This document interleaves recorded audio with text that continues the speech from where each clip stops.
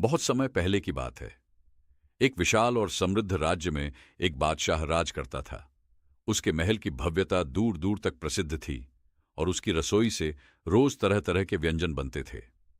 लेकिन इन सब के बीच शहर में एक फकीर की चर्चा हर गली, हर चौपाल पर होती रहती थी। वह फकीर एक झोंपड़ी में रहता था, सादा जीवन जीता था और उसके पास आने वाले हर इंसान को अपने शब्दों से शांति दे देता था। बादशाह को यह बात चुभने लगी।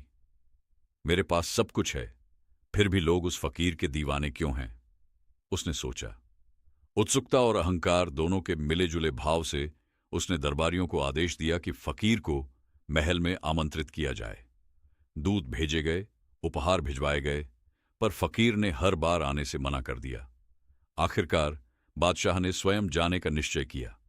एक दिन पूरे लाव लश्कर के साथ वह फकीर की झोंपड़ी के सामने पहुंचा। साथ में रंग बिरंगे पकवान, चांदी के थाल और कीमती वस्त्र थे।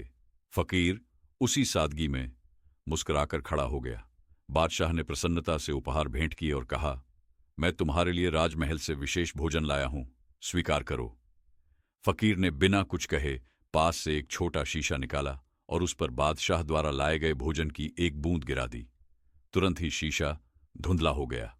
फिर उसने अपने झोले से एक सूखी मोटी ज्वार की रोटी निकाली, उसका टुकड़ा तोड़ा और उसी शीशे पर मल दिया। शीशा एकदम साफ हो गया। उसने मुस्कुराकर वही रोटी खाना शुरू कर दी। बादशाह आश्चर्यचकित रह गया। ये क्या जादू है? ये क्या संकेत है? उसने पूछा। फकीर ने शांत स्वर में कहा, यह शीशा मेरे मन का प्रतीक है। तुम्हारे व्यंजन, जो अहंकार, विलास और दिखावे से भरे हैं, मेरे मन को मलिन कर देते हैं। लेकिन यह सादा रोटी, जो श्रम, सच्चाई और संतोष से बनी है, मेरे मन को निर्मल रखती है। अब तुम ही बताओ, मैं क्या खाऊं? बादशाह के सिर पर जैसे किसी ने ठंडा पानी डाल दिया हो। वह कुछ पल मौन खड़ा रहा, फिर धीरे धीरे अपने पूरे लाव लश्कर के साथ लौट गया। उस दिन के बाद से वह अक्सर फकीर के पास आता, कुछ पूछता नहीं, बस बैठता और सुनता। कुछ दिनों बाद राजा ने निर्णय लिया कि अब वह पूरी तरह से साधु से मार्गदर्शन लेकर जीवन जिएगा। वह फिर से फकीर की झोंपड़ी पर पहुंचा और इस बार बोला, गुरुदेव, अब मैं सीखने को तैयार हूं, मुझे मार्ग दिखाइए। फकीर मुस्कुराया और बोला, अगर सीखने को तैयार हो तो पहले एक छोटी सी परीक्षा दो। राजा चौंका, पर सिर हिलाया। आज्ञा दें। फकीर ने राजा को एक मिट्टी का दीपक दिया। उसमें तेल भरा हुआ था और बाती जल रही थी। इस दीपक को लेकर पूरे शहर का चक्कर लगाओ, पर ध्यान रहे, बाती बुझनी नहीं चाहिए। अगर बुझ गई तो परीक्षा अधूरी मानी जाएगी। राजा ने दीपक हाथ में लिया और शहर की गलियों से निकल पड़ा। शुरुआत में सब ठीक रहा, लेकिन जैसे ही वह महल के पास पहुंचा, लोग उसे पहचानने लगे। हर कोई उसकी जय जयकार करने लगा। मंत्री, रानियां, सैनिक, सभी उसके सामने झुकने लगे। राजा का ध्यान एक क्षण को भटका और हवा का एक झोंका आया। फकीर ने कहा, यही तुम्हारी शिक्षा है। जीवन रूपी दीपक को जलाए रखना है, और वह केवल ध्यान, सादगी और एकाग्रता से संभव है। जैसे ही तुम ध्यान बटाते हो, चाहे वह सम्मान हो या शोर, भीतर की लौ बुझने लगती है। राजा चुप रहा। उसकी आंखें नम थीं, लेकिन इस बार उसमें ज्ञान की चमक भी थी। अगले दिन राजा फिर से फकीर की झोंपड़ी में आता है, इस बार एक नई सीख के साथ।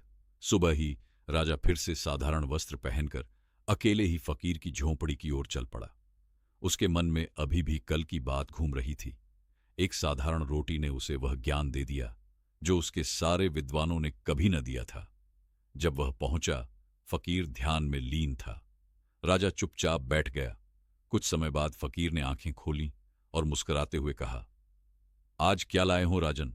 राजा बोला, आज मैं कुछ नहीं लाया, बस खुद को लेकर आया हूं, और मैं जानना चाहता हूं असली शांति कहां मिलती है। मेरे पास दौलत है, सेना है, राज्य है, लेकिन मन बेचैन रहता है।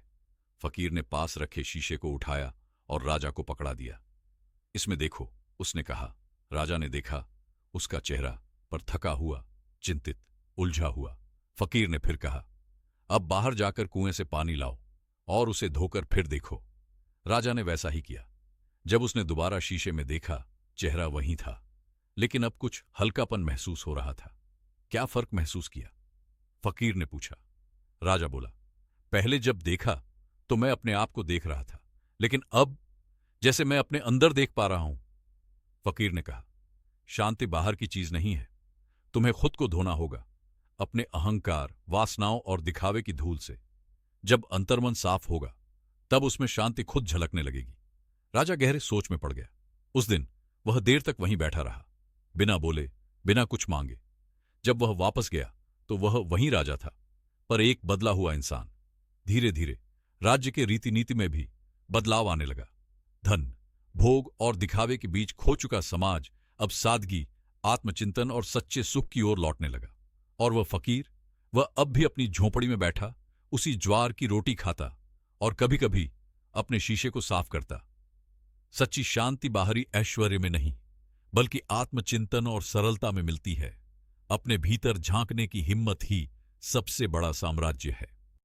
अगर आपको यह कहानी पसंद आई हो तो इसे अपने दोस्तों के साथ साझा करें और अपने विचार कमेंट में लिखें।